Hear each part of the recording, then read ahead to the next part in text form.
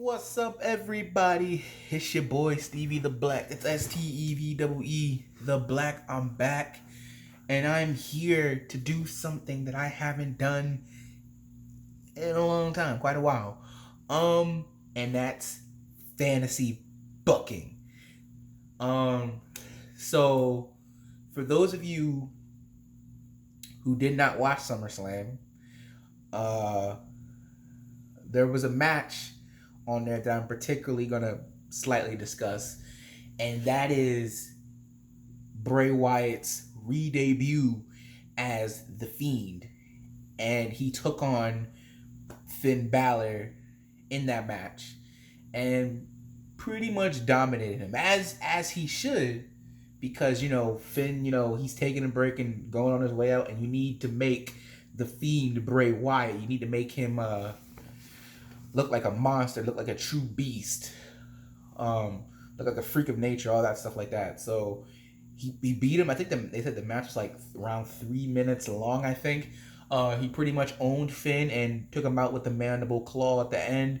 So, and I like that move that he uses that instead of Sister Abigail. I think that's a really nice touch. It fits the Fiend, in my opinion. But a lot of people were wondering, why didn't Finn, summon the demon?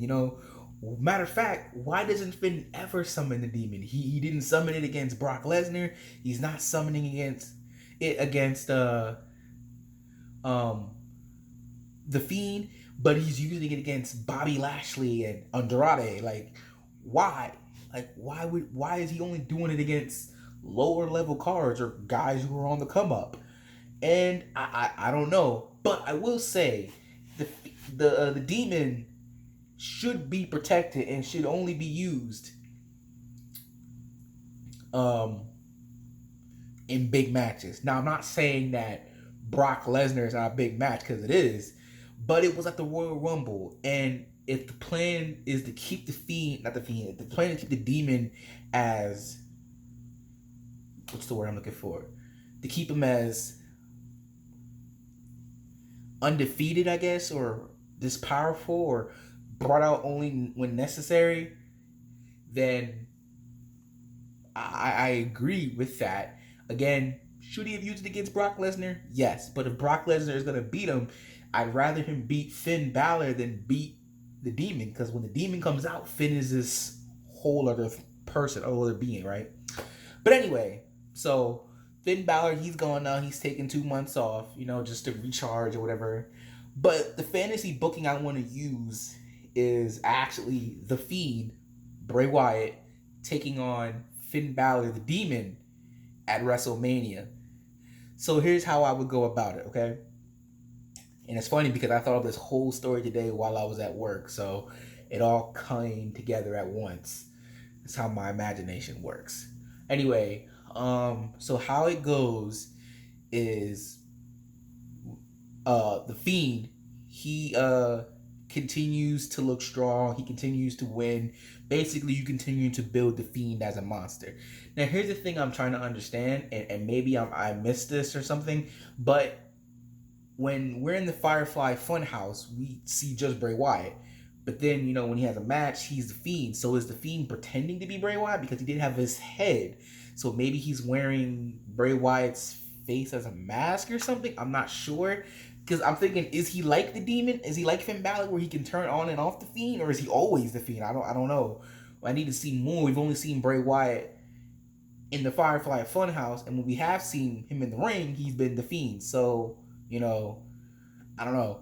But I'm just assuming that he's the Fiend every time he comes out. So, anyway, the Fiend, basically, he continues to wreak havoc, in WWE. He's beating guys like Braun Strowman, the monster among men. Maybe Bobby Lashley, is a good guy. I would even do The Undertaker, but not at WrestleMania, obviously, but at Survivor Series, because obviously that's where The Undertaker debuted and everything. And so you can put him over as this new, I don't want to say face of fear, but the new, whatever he is, beast, monster of the WWE, whatever. And obviously that would be a big win for him, having never beaten The Undertaker. And then maybe, although I'm not sure if this would ever happen, but maybe somehow if you can convince Brock Lesnar to come back and he beats Brock Lesnar, then would really put over the Fiend. Like, that's how you know, like, this man is crazy, and he's for real. He's the real deal. But so then we move on to Finn Balor. After his 2 months of relaxation or up, he comes back to SmackDown. He's ready to rock and roll. He has a match against Shelton Benjamin, let's say, and he loses. Or rather, during the match, he starts to look a little crazy and afraid because, he's trying different things, but Shelton keeps kicking out.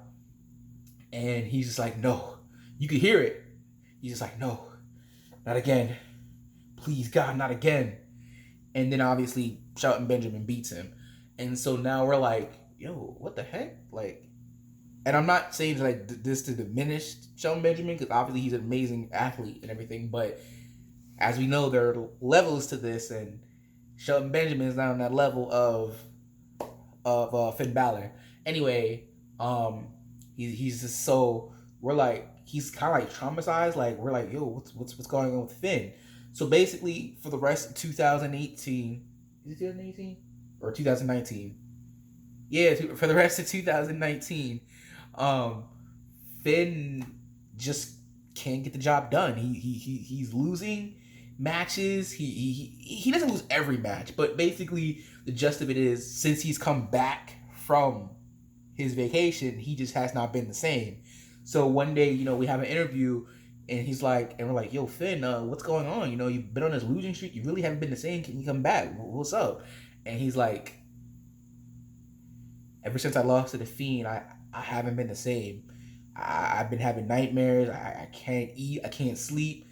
I see him everywhere in the mirror. I just, nothing has been the same since, And I thought maybe coming back to work, would put me at ease, but I just don't know, man. Like, I just don't know what to do.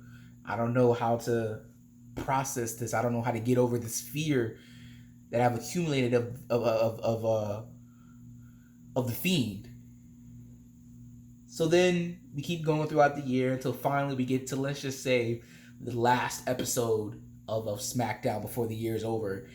And Finn once again loses his match.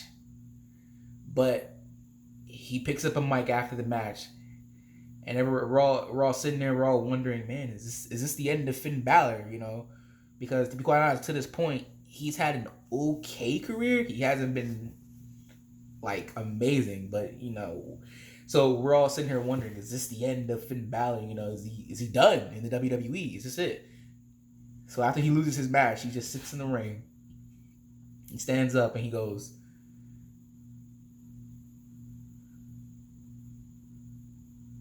I promise you, this is not the end of me. I promise you, I will turn this around.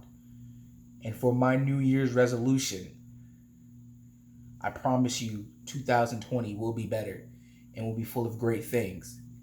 And to prove to you that I'm right, I officially declare myself as the first participant in the 2020 Royal Rumble. So we're saying, and then he drops the mic and he leaves. So we're like, okay, all right. He's the first participant in the Royal Rumble. He's the first one to do it. We're like, okay, all right, we'll see. So then we move back to Raw. The Fiend is continuing to dominate people left and right, beating everybody. And eventually he earns himself a Universal Championship match at the Royal Rumble against Seth Rollins. And despite his best efforts, the architect who slayed the King of Kings at WrestleMania, who slayed the Beast, Brock Lesnar, and from what I read today, it looks like they're starting a feud between him and Braun Strowman. Unless all this changes, but we'll just go with he's beaten the monster among men. Like, he's beaten all of these guys. Seth Rollins is on a roll here, but can he be the Fiend Slayer? And I know that sounds kind of corny, but you get what I'm saying. Can he beat the unbeatable, basically? And we get to the Royal Rumble, and they put on a fantastic match. But in the end, Seth Rollins too falls to the Fiend. And Bray Wyatt is your new Universal Champion. Later in the night, it's Royal Rumble time. Finn Balor comes in, I'm going to say, around number 10. I don't want him to be number 1 like Shawn Michaels. But he could, but I'll pick 10. And Finn fights through his way, because that's still a pretty early number. He fights through his competition, and eventually he wins the Royal Rumble. He is your 2020 Royal Rumble winner. And Finn, everyone's celebrating. Finn's celebrating. You can hear the announcers, Michael Cole, whoever's on the announcer saying, Finn promised that he was going to turn his career around, and he has done that by winning the Royal Rumble. So then we get an announcer in the ring, and she's like, or whatever, and she's like, congratulations, Finn Balor. You declared at the end of 2019 that you were going to win the Royal Rumble and turn your career around, and you've done that. How do you feel? And he's like, I feel fantastic. I set out to make a promise, and I said I was going to do this, and I did it. He said all the odds were stacked against me. I came in at number 10, and there were so many times where I was close to being eliminated, but I kept on fighting, and I am now the Royal Rumble winner. I've now won the Royal Rumble. And she says, well, you know that when you win the Royal Rumble, you get to pick which champion you want to face. Do you know who you want to face at WrestleMania? And he just smiles. And he's just like, I know exactly who I'm going to face at WrestleMania. And he says, earlier tonight, we watched the Fiend Bray Wyatt defeat Seth Rollins for the Universal Championship. And he says, my down spiral in my career started when I lost to him at SummerSlam. And he says, I said this was going to be the year of Finn Balor, and I said I was going to turn my career around. And I've done that by winning the Royal Rumble. But now I'm going to continue that journey by beating the man who helped put me down in the state that I was in. And I'm going to face Bray Wyatt at WrestleMania. And then the announcer has one last question. She says, well, Finn, that's great and all that you want to, face Bray Wyatt and, try and become Universal Champion again. But she said, last time Finn, he pretty much owned you, if I'm not trying to be rude or anything.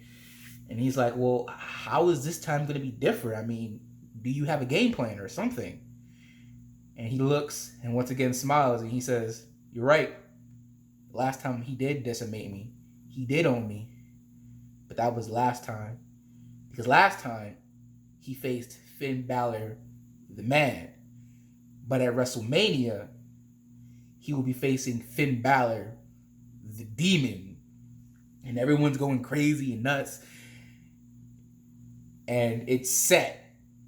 WrestleMania main event. WrestleMania 36.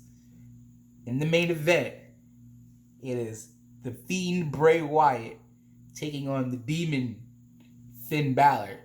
And then, after that, that's when all Bray Wyatt, the Fiend, does his entrance. And you see him standing in the ring. And he's face to face with Finn Balor. And they're just looking at each other. No words are being spoken. Obviously, if he didn't have his mask on, maybe he smiled or something like that. But nothing. They just stare at each other. Finn's looking right back at him. Get his game face on. And he's just, you can tell, he's determined and he's ready. So then we're going to keep these two apart. Remember, Bray's on Raw and Finn is on SmackDown. So, they continue to go throughout, the rest of January and February, and depending on whenever WrestleMania is, we eventually get there. And we have the main event, and we all saw the Fiend's entrance. It was great. It was bone-chilling. And obviously, we had Finn Balor's as a demon entrance at WrestleMania last year, but this time it's different. But this time, it's cool. He's in the main event. It's for the world title. They get in the ring. It's one of the greatest matches, probably the best match of the night. And Finn Balor defeats the Fiend Bray Wyatt, overcomes his demons, literally and figuratively, because he's putting on the demon mask or whatever, demon war paint, whatever, becomes a demon. But he also beat his own personal demon, which has been holding him back, in the Fiend. And he's overcome that fear. He's overcome that, demon problem, whatever. And he is now the Universal Champion. And because of that, that means now he's back on Raw. So I know what you're thinking. You're thinking, well, wait, why would you do this? Shouldn't it be Bray Wyatt? But no, because WrestleMania is normally when the heroes get their big win. Normally it's the mid-card heels that win, whether the US or tag team or the Intercontinental. But for the most part, around the world title, the faces conquer the heels, and that needs to happen in this story. Finn needs to win. He needs to, you say, well, what about Bray, gets his WrestleMania moment? I mean, he still puts on a great match. He's in the main event, and he's a champion. Now, and it's way better than the match he had with Randy Orton, obviously, when he was WWE champion.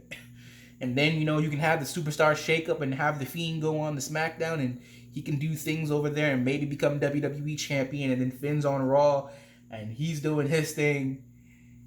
And who knows? Maybe if Bray wins the WWE title, maybe at Survivor Series, if they're both still champion, we can have champion versus champion. You can have another rematch right there. Maybe Bray wins that one. I don't know. Maybe it's the Demon. I don't know. Maybe it's just regular Finn. I don't know. But that is how I would book Bray the Fiend versus the Demon Finn Balor. If you feel like you've heard this story before, that is because this is basically the John Cena Rock story, where except Finn didn't guarantee he was gonna beat Bray, but Cena did. He said, I'm doing it for everyone in the back. I guarantee you I'm gonna beat The Rock. He didn't beat The Rock. He lost. And because of that, his career went on a spiral. Remember he lost to John Laurinaitis at one point. Those with the help of the Big Show, but he lost nonetheless. Remember, he couldn't beat CM Punk for the WWE title. He couldn't beat CM Punk at all. Remember, trying to think what else. AJ turned on him in that ladder match against Dolph Ziggler for the contract, So Cena was having a bad look, but then what did he say? He said, I'm going to turn my career around. I'm going to win the Royal Rumble, and I'm going to get, I'm gonna get back to WWE title. And that's what happened. He beat The Rock for the championship.